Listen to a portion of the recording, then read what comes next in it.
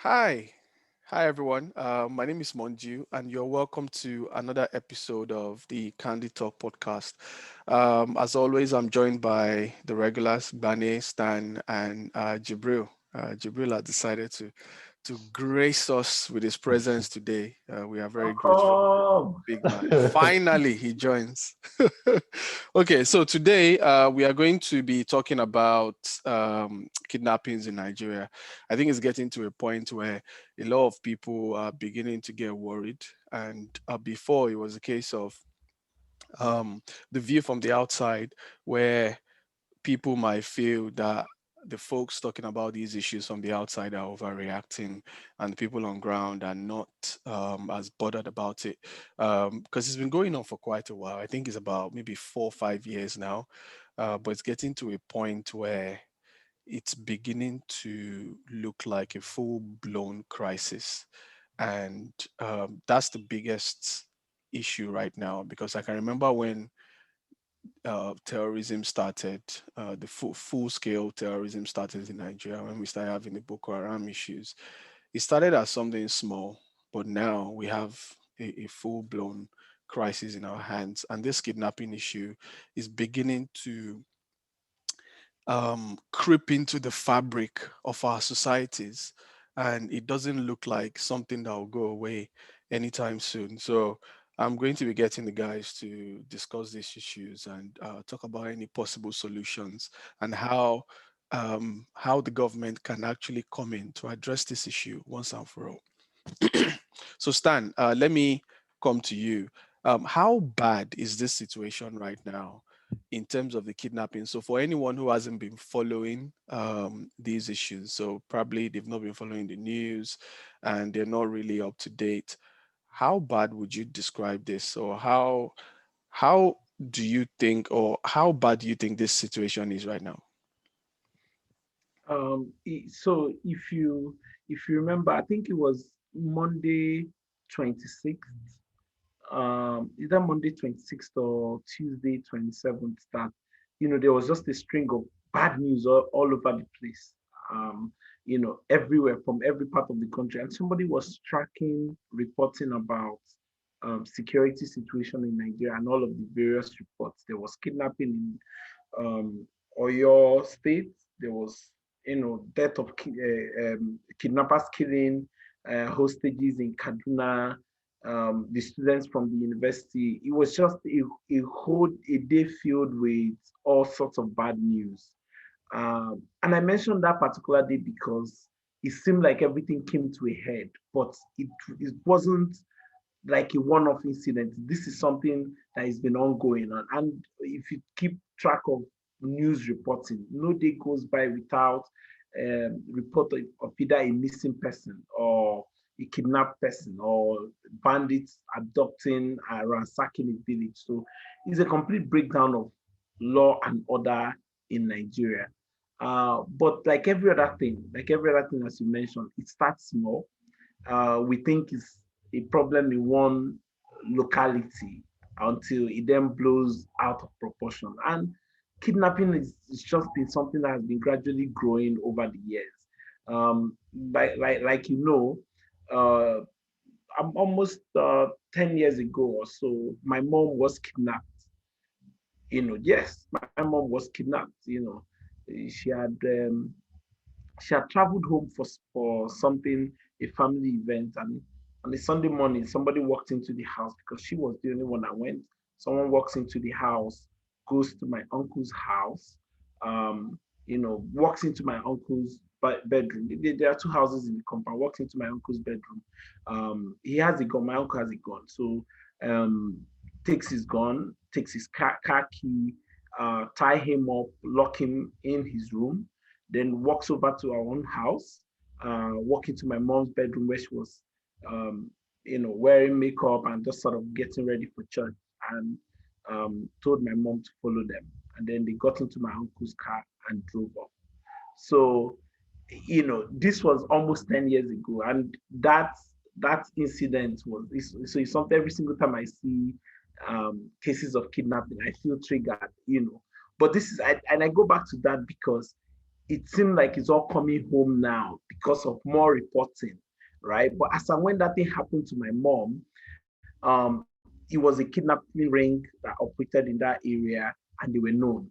Eventually, they, sort of because of pressure that came out of that incident. Of course, a lot more people got involved, and that they were able to break them up. But these things happen. But it seemed at one point it was something that was restricted to Niger Delta and Southeast. At some point, it was very prominent, especially in the Niger Delta region when they were kidnapping oil workers. You remember when oil company staff were being picked up in the Niger Delta? It expanded to Southeast, where people were then randomly kidnapping people for ransom, right? It has since then grown to a nationwide problem where in any part of the country where you are, it's possible for you to get kidnapped now. And I wanted us to understand that for every single problem we fail to nip in the bud when it is growing, it becomes a monster that then requires bigger resources to control. And for me, I said this as a fierce critic of the police.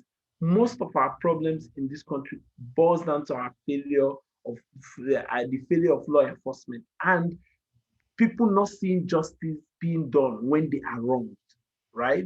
That somebody got away with kidnapping. Do you remember Evans in Lagos? You remember the Evans incident in Lagos?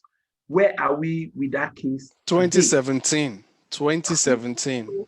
So where are we with that case? So this whole failure to punish people for crime means that people look at it and say, well, what's the worst that can happen?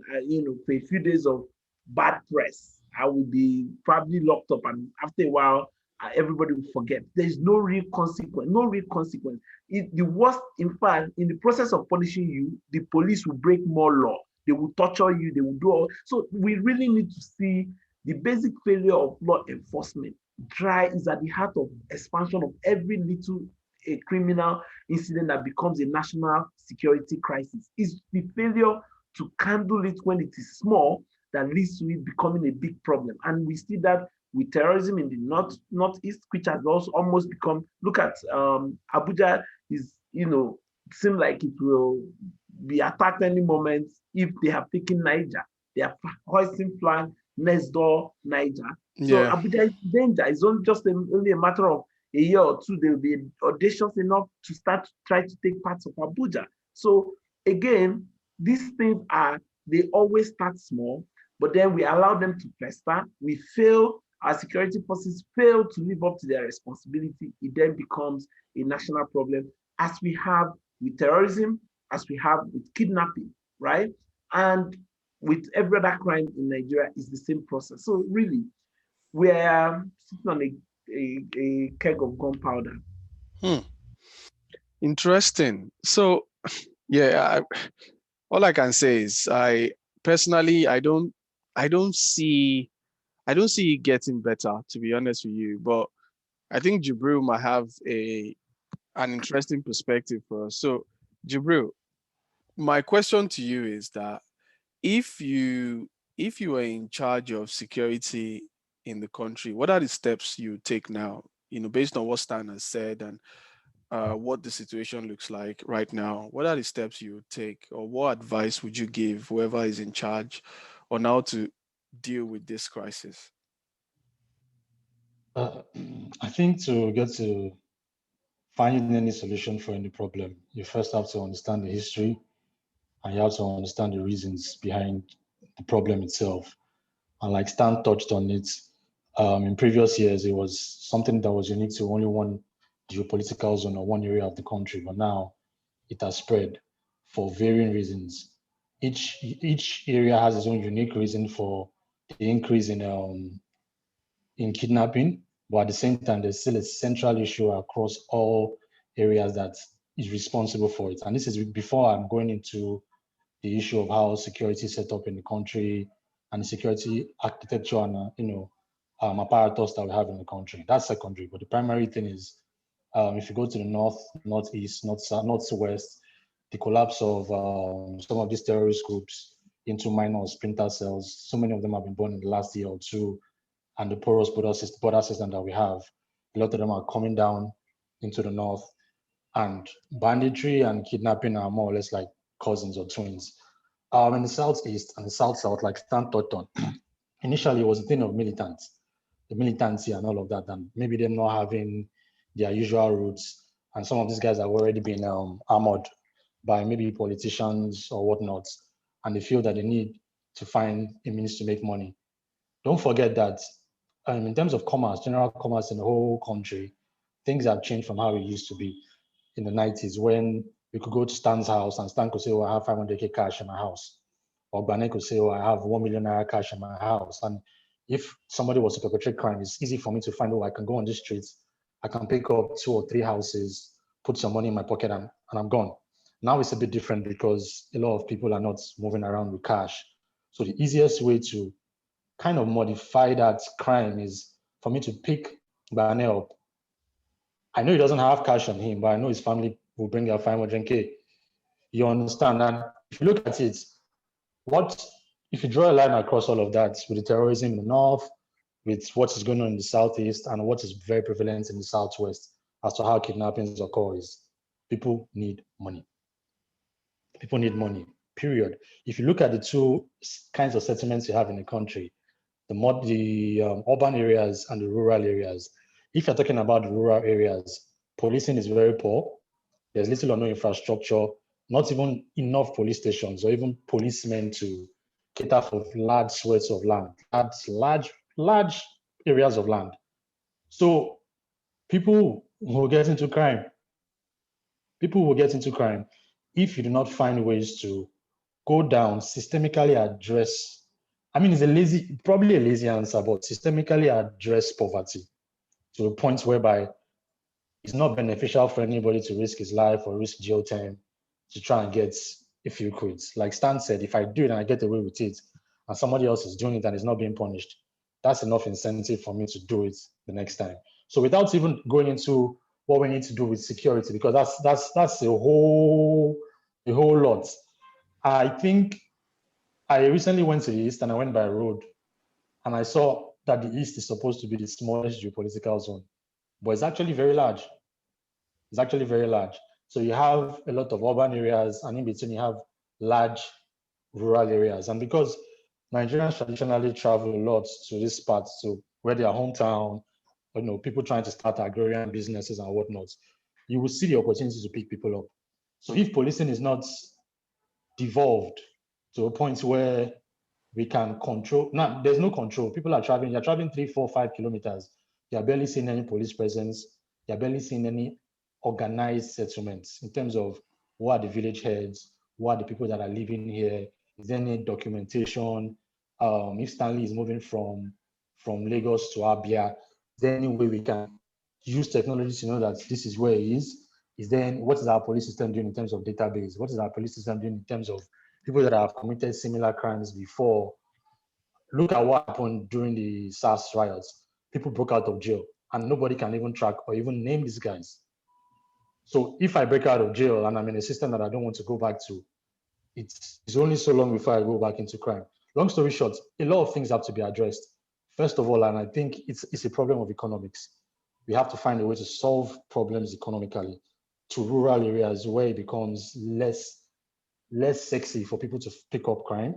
We have to find ways to control our borders to prevent foreigners, in quotes, coming in, looking for money to pick up people to fund terrorism or to fund banditry or to fund militancy.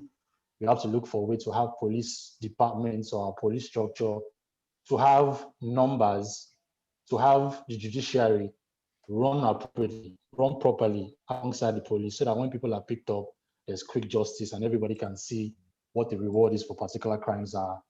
And also to just change the security architecture. The entire architecture is not, the unitary one is not working, it can never work. We don't know who our people are, how are we going to govern them, how are we going to police them. You can't be in Abuja and call Stanley and say, oh, there's an issue in Umuahia, go and take care of it. Mm-hmm. What is the incentive for him to do that? He doesn't even know who he's dealing with.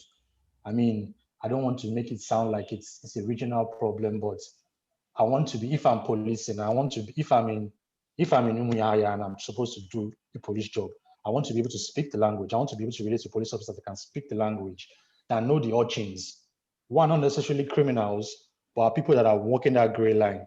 It's information. And if we don't go down into these little segments and decentralize police, it will never work. Yeah. It will never ever work. Yeah, especially when you consider the fact that the country itself is presently under policed.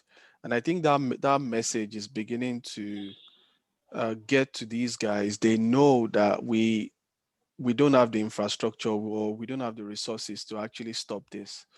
And it's a quite scary proposition if you think about it that way. Because these guys actually, most of them have access to weapons now. Um, there's corruption involved as well. So where law enforcement is meant to step in, some have looked the other way. So yeah, I know it's really serious. Bane, well, what are your thoughts? I think Stanley and Jibril has quite covered most of it, to be honest. It's just simply a case of leaving, situations to fester until it becomes a crisis. And then, as usual, we are now running pillar to post. But one other dimension I would like to add to it is how even the few times that the police acts, it only acts to worsen the situation due to the high-handed tactics and their how do I put it now? Their lazy approach to it. And I say it's lazy because so for example, it is not unheard of in Nigeria for a police to raid a whole building because they heard that there's one suspicious person there. It's just the whole, okay, they say there's someone in apartment A, but the whole building, we suspect everyone, and they drag everyone into custody.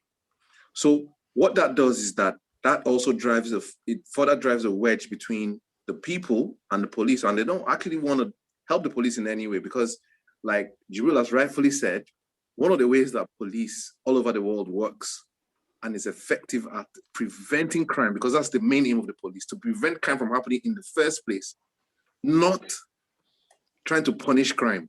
That's reactionary. That's the thing. That's not reactionary. You see, that's what we are not used to. Crime prevention, yeah. Crime prevention is actually the job of the police. That's their main aim, to prevent it from happening, not to react to crime happening. But in Nigeria, we have it the other way around.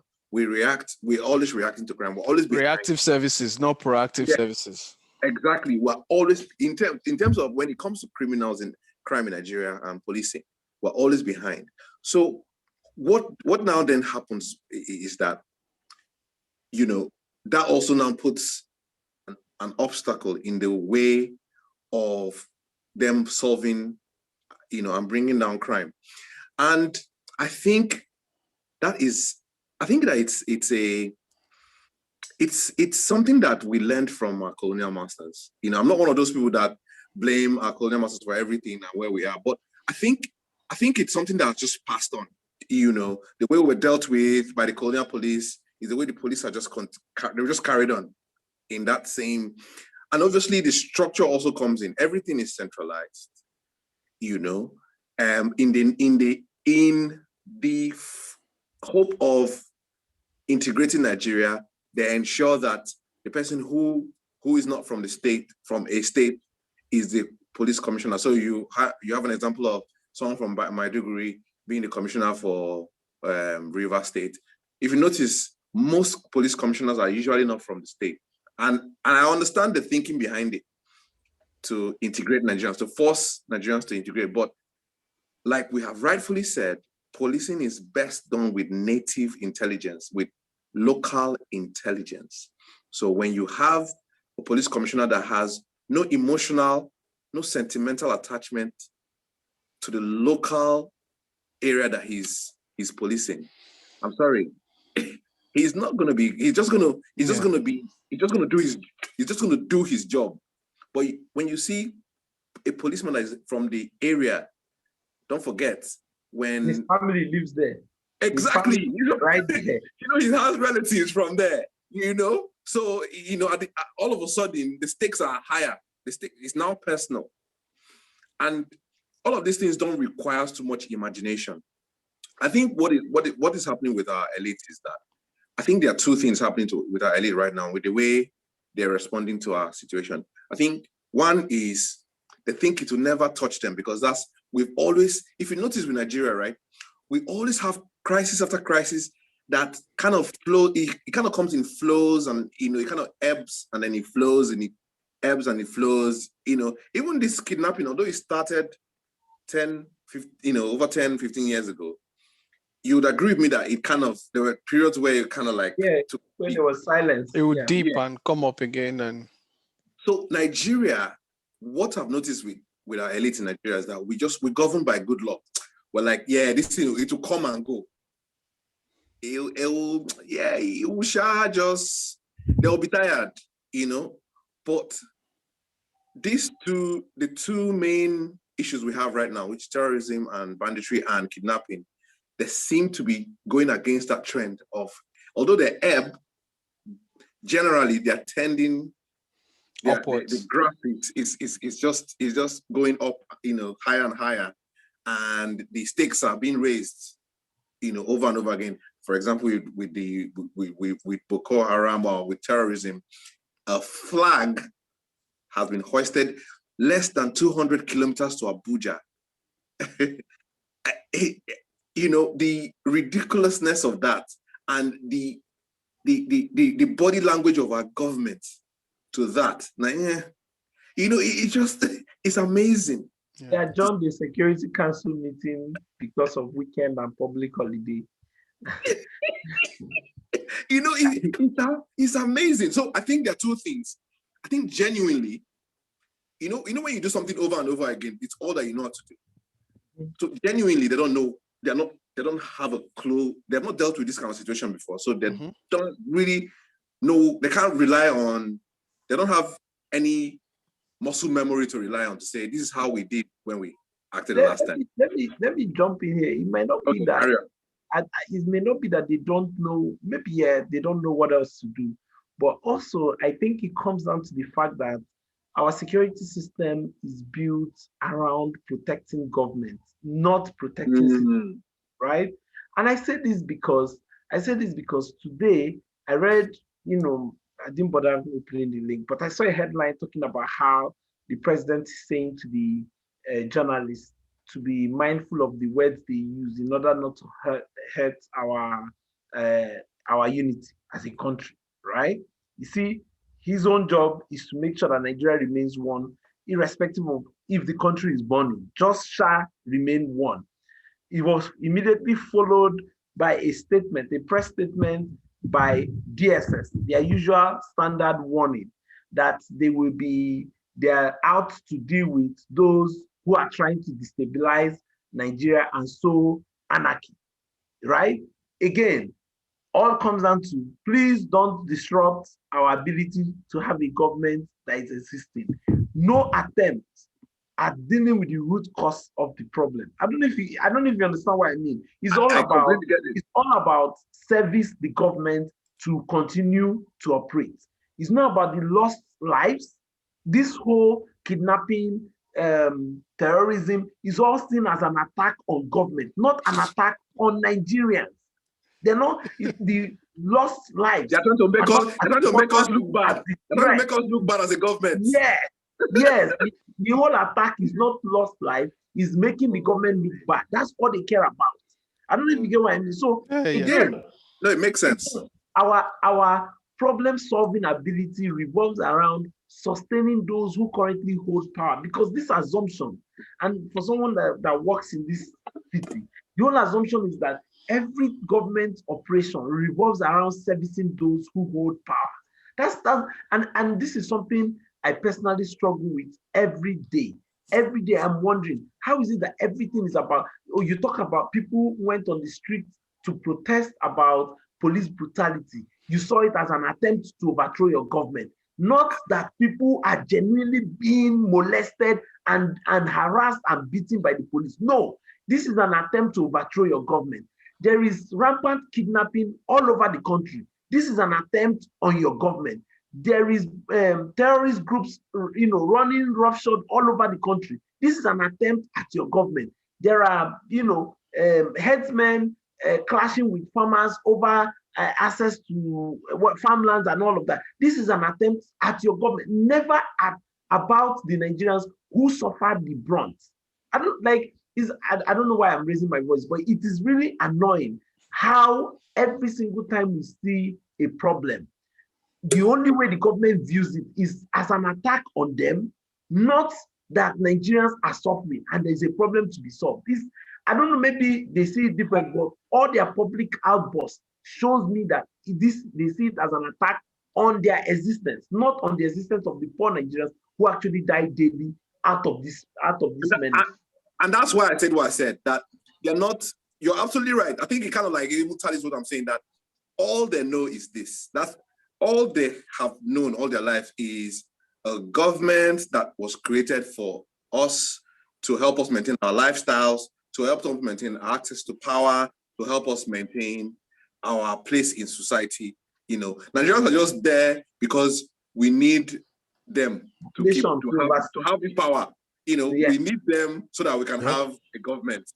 So that's why Nigerians are there. So even though I don't like the term, go ahead. Yeah, I want to add another angle to it. Another angle I was just going to add to it is the fact that, like I said, I think you've already touched on that, is the fact that they actually don't think that it can happen to them. There's this general attitude, there's this there's this attitude Nigerians have generally, and I think our elite also has it, where it will not come near my dwelling, it will not affect me. If it's not touching you, then it's not touching you. It's okay. If it's not, it will not come near me. And then another dimension that this whole kidnapping has taken is how I was reading earlier on today how apparently Awalu, the guy that kidnapped the head of the kidnapping operation that took place in Zamfara earlier on, the 300 school children. He was killed by a rival gang. Apparently, he's been murdered by a rival. You see, so that is a dangerous dimension where you're not having factions fighting each other. And why is it dangerous to me? If you look at countries that have high rates of kidnapping and gang war, you and I know that the people that suffer the most are civilians. So this is more issues coming up. If you're having rival kidnapping gangs having a go at each other, I just it's on BBC. So that's how valid as it is, because it's very lucrative. It is. So Awalu Dawa, he was ambushed and apparently killed. And for them to sustain the gang war, they have to continue to kidnap to get money. They have to continue to kidnap. And don't forget also, one other aspect of it is, I don't think it's unique to kidnapping, but the porous borders we have from here all the way up to North Africa and all the quote-unquote failed states have allowed for a lot of trafficking of drugs from the cartels in South America. And weapons as well. Trying to get into Europe. And of course, because weapons will be exchanged. If you go and meet a terrorist group that holds large swath of land in the country and you want to move your product through it, that give them weapons in exchange for them, transporting these things for you. You also said that one of the reasons why the elites don't feel like it's going to come to them is because, come on, somebody can go into a police station and get like 3 mopo, 4 police officers, and in private security. He's going to feel untouchable. He doesn't see the things that you see. He doesn't feel the things that you feel. No, yeah, they live in a different Nigeria. In a different Nigeria, and don't forget that we are in a funny system. The unitary system is so funny. For example, I don't want to digress, but we have a lot of the work that is supposed to be done by the police currently being done by the Nigerian military. They are guiding pipelines. They are guiding schools. They are fighting the bandits, the terrorists. They are fighting heads. They are putting roadblocks. So where's the police? Where's the police? If the police cannot police properly from a federal, I don't think they should even scrap federal police. I just think that What the is our state federal police has to run alongside it. So you deal with federal issues. Like you said, if you actually want to be concerned with the fact that your police wants to keep Nigeria together, federal problem. Federal problem, what happens at local levels, where that's not even the issue. People just want to eat, or people just want to access money that from a business that they think is very lucrative, or they want to settle scores. It's not a federal problem. The federal people should deal with people that are crossing borders and going across 2 or 3 states to perpetrate crime. But if you're staying in one region, let the state police go there. And unfortunately, if you're going to clamor for a state police, I don't think you have enough time to go into the details, but there's no states that can effectively have or run a police system without regulation. From states and federal, one, and no states that doesn't even have enough income. Space is workers.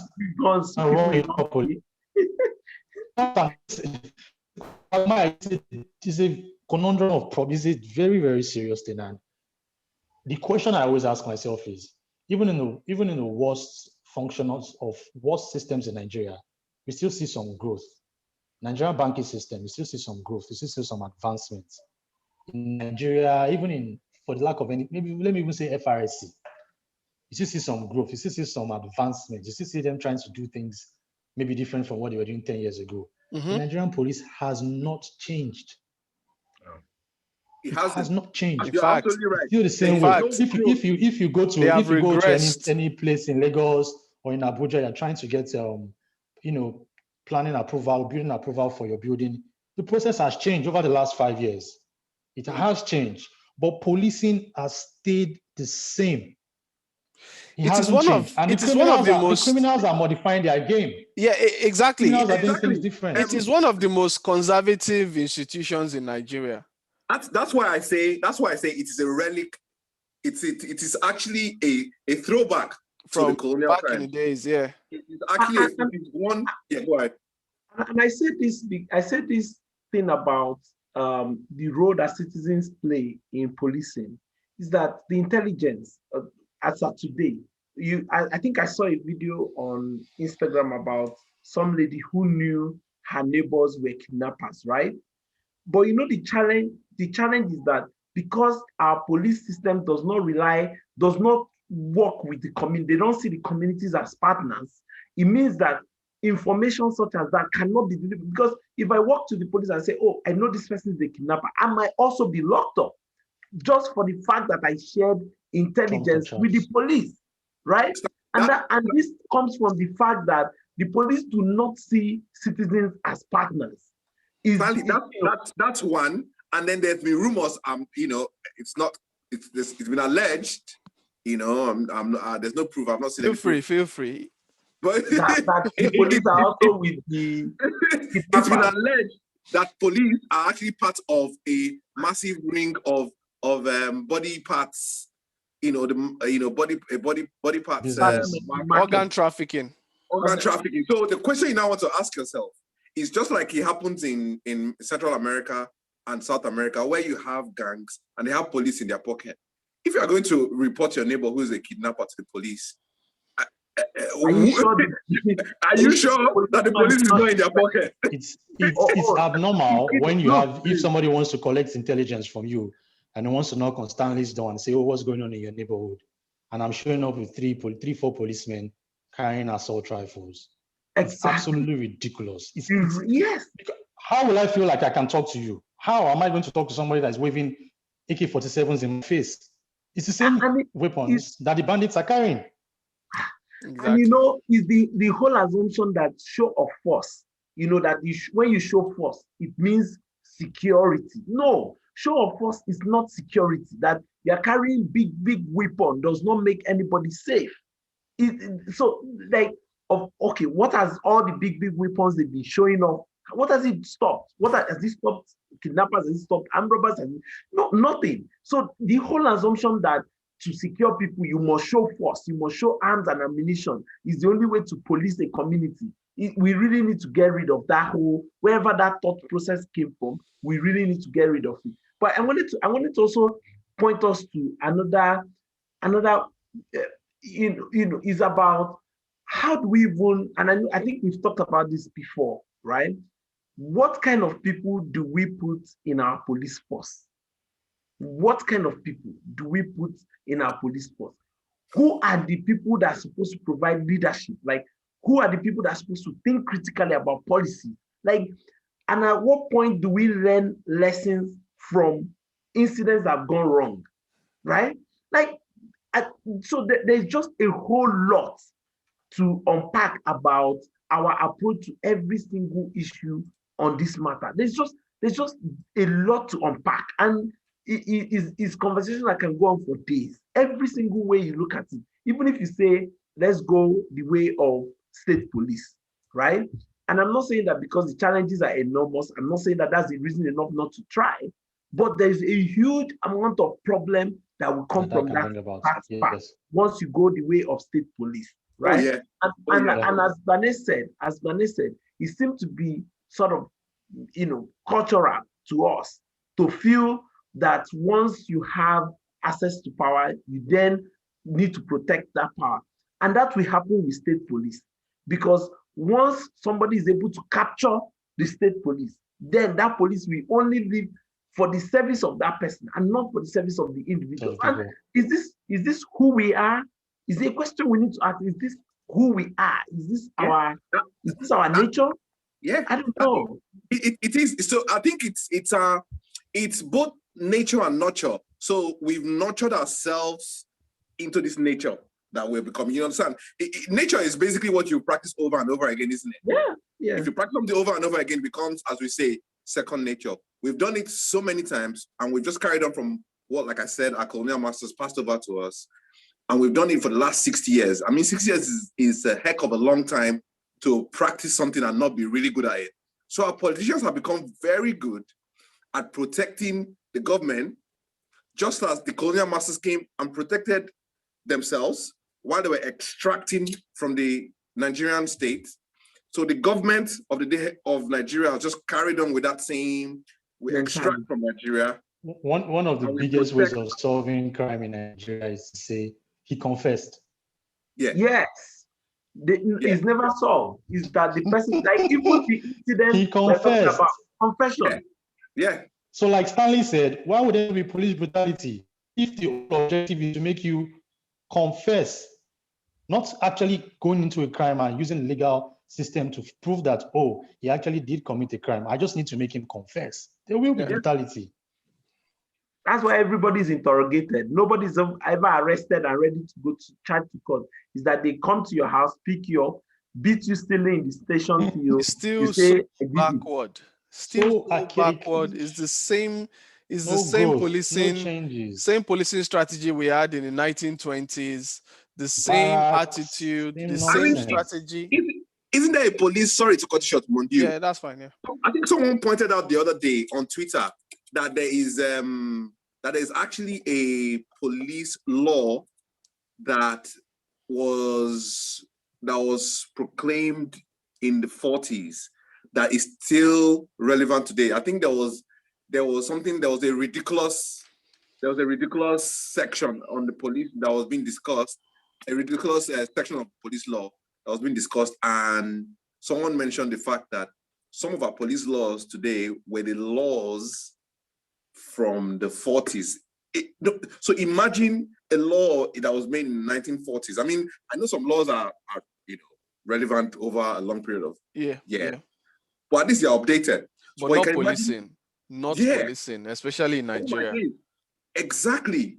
So so again, our elite needs to, I know our elite don't understand what is called enlightened self-interest, even if it hits them in the face. And they think that they can always get away with it because the police is there to protect them. The question they now need to ask themselves is, one, we now have battle-hardened non-state actors knocking on our door. Trust me, your 5 Mopo is not going to save you. They can't save you, man. Your interest. They can't. Your money will not save you. You know why? Because these guys have tasted power. They've also tasted money. So they now see you as a rival. That's why our elite need to wake up and understand that, look, these new non-state actors are not the usual we're not dealing with Aneni. the armed robber. We're not dealing with what's that other one during Obasanjo's time? Remember that one? Tijani used to. No, Tijani Muhammad or something. The guy that was starting cars and taking across the border. Yes. You know, we're not dealing with robbers. We're dealing with some of these goings on are non-state actors that actually want to govern. And they want to govern through the use of pure violence. And what they've first done is to decentralize government's monopoly on violence. Government usually has the monopoly on violence. They now have enough firepower to hold the government down. So it now behoves our government to say, hey, we can't continue just using the mopo. First of all, because our police has not been trained over the years, they are very, and even our military, they are not professional. They can't deal with these elements. These guys use asymmetrical warfare. Show up, blow up a place, cause problems, go. How do you fight that? When we've never faced it as a nation. We've only fought conventional war, but now we're facing non-conventional warfare. So how do you deal with that?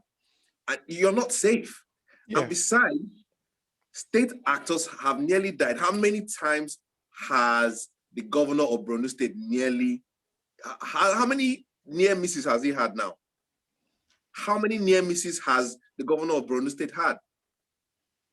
Many. So it behoves our elites to go and look up the meaning of enlightened self-interest. And even if it's just them being selfish, look, wake up and smell the coffee. Except, of course, if they think that they can compete with these non-state actors in terms of, them to getting their own private armies, which obviously will be the worst scenario for all of us. But I hope and pray that our elite actually wake up, because it will be catastrophic. We'll just end up like, I don't even know whether it's Somalia. Some people say we'll end up more like Yugoslavia than Somalia. I don't know, but I don't want to find out. Either way, it doesn't look good at all. I don't want to find out. I don't know about you, but I don't want to find out. I know people talk about breaking up Nigeria. People say, "Oh, let's just break up Nigeria," and I'm like, "Look, mate, we're already having like the some South people saying, look, Biafrans, we're not part of Biafra." Yeah. We already have, all of those middle belt. Middle belt is already saying some parts of middle belt are saying we belong to the north. Some parts are saying no, we're going with the south. So exactly, how do you figure out in a breakup? How do you figure all of that out? So it's easier said than done. We don't want to find out, honestly. So, and another thing is, Stanley, we haven't even spoken about what's brewing in the southeast with the steps, and his plan. Exactly, the steps being taken by IPOB. I've heard this evening. That would make a whole podcast. Exactly. Nnamdi Kanu instructed his Eastern Security Network to shoot aside any what's the name of the security outfit set up by the Southeast governors, Ibubagu, whatever it is, right? That they should shoot any of them they see on site. So there is going to be full-blown war between the security outfit set up by the Southeast governor versus Nnamdi Kanu's security outfit. Again, who suffers from this violence that we see? Nigerians, ordinary Nigerians. Exactly. Exactly. And another thing, see, I keep talking about this issue. I think these guys know that we are under policed. They know that we don't have the resources to stop the violence that is coming to us right now. So I don't see any light at the end of the tunnel. And unfortunately, like Stanley has said, we're now going through the back door. We're essentially going through the back door to reform, to restructure our police, to decentralize. All of this. Because we're going through the back door. Yeah, because they failed to address the issue, and they can see it that we are under policed. We can't. So they're addressing it the only way they know how. Exactly. They're addressing it the only way they know how, as Stanley has said, which is to continue to protect themselves. Let me give you an example. Ikorodu, over time, like based on like the last time I lived in Ikorodu for a long time was in 2010. This is the last point. So what we've always done, or what they've always done in Ikorodu, is that when we face a wave of crime for a sustained period of time, they forget about the police. Police becomes irrelevant. So what they do is they go with their own like community vigilantes. And those guys, what they do is they know everybody. They know you. They know when you moved to Ikorodu. They know when your great grandparents moved to Ikorodu. They know everything about every household. So once they get into that gear, there's a lot of negatives on that as well. But on the positive side, it's very similar to community policing, because they can easily just source you out and say, look, these are the key changes in this community. This person moved here. This person receives this visitor at so time. So they can quickly see, they can contrast to business as usual. So they can easily see, okay, these are the changes, and they can identify the people that don't appear to belong, and they continue their investigation. And their success rate, as at the time, before I left, it was quite high. It was so effective. And once they finish, they just stop and everything carries on as normal. But they solve the problem. And that's it, done. So that's why they are beginning to bring in all this Amoteco and all these guys. It is going to increase, because at this point, it's looking like nobody is coming in to protect anybody. No one's coming to save us. So Nigerians, we have to take it upon themselves to protect themselves. And unfortunately, it's going to just be a carryover of what's happening at the federal. You have to. We've been providing security for ourselves for a long time. You have to provide your water. You have to provide, so and so, right? So security is becoming a big thing now. You've got to protect yourself. Exactly. And someone was saying that there's a lot of guns in Nigeria and we are not paying attention to it. There are a lot of guns out there. I can tell you that for sure, because my hometown used to be a relatively safe hometown. We go years without hearing any. In fact, I remember very well that the only deaths we used to hear of in my hometown were natural, either by sickness or. But in the last, it first spiked during Idris's government. Then Wada came and got rid of some of those guns. According to this is what the locals have told me. And then the current governor now came. The current governor now came and armed, the young boys. When I went for my dad's funeral, I saw some of the boys, and they're not doing anything else. They're armed to the teeth, and they're also quietly carrying out a few robbery operations in between elections, because obviously they're not busy. They've got guns. So what do they do? So I can tell you that for sure, that guns are flowing in Nigeria. So, Anyways, guys, it's been another interesting session, even though it's a bit depressing, but what can we do, right? It is what it is. We can only talk about what's in front of us. So hopefully you guys can join us again next time. And thank you very, very much, Stanley, Gbane, Jibril, for your excellent analysis. Give us a like on our page on YouTube, and also anywhere you get your podcast from, Apple or Spotify. And right, we're not on Apple yet. We're not on Apple yet, but we're working on that. Okay, we're on Spotify, we're on Google Podcast, and a few other platforms as well.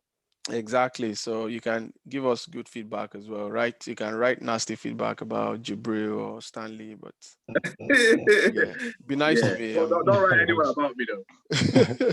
Anyways, all right. Thanks, guys. All right, guys. Cheers. Thanks. Ciao. Bye.